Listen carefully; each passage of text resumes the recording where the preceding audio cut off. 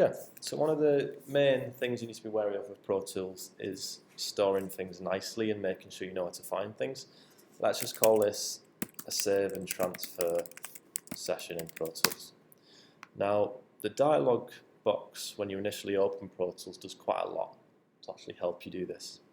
We can see at the top here we've got local storage. That basically just means we're going to store this song or session on our computer. We can also save things to the cloud. I'm going to save it to local storage this time.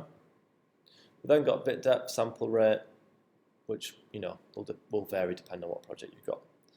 This little box here should always be ticked.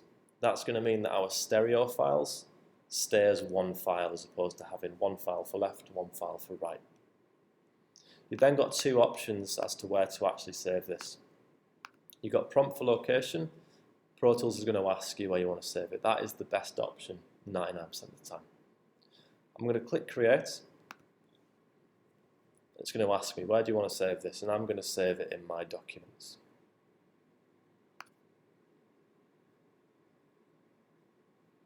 Save it there. Okay. All I'm going to do is just make a quick empty clip in this session, as if I've been recording some stuff.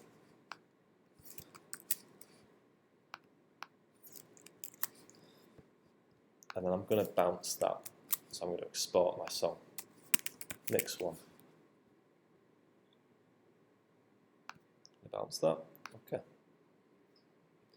If I head back to my documents where I just saved that save and transfer, we can see it's at the top. It was created today at 15:36.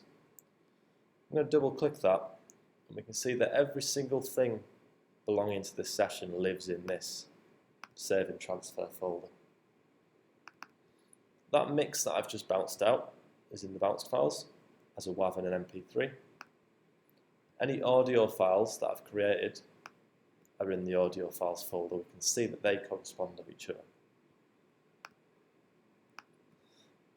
If I make a new version of this, so say I came back to it on day 2, for example, if I was recording, I want to call it day 2, keep my data separately.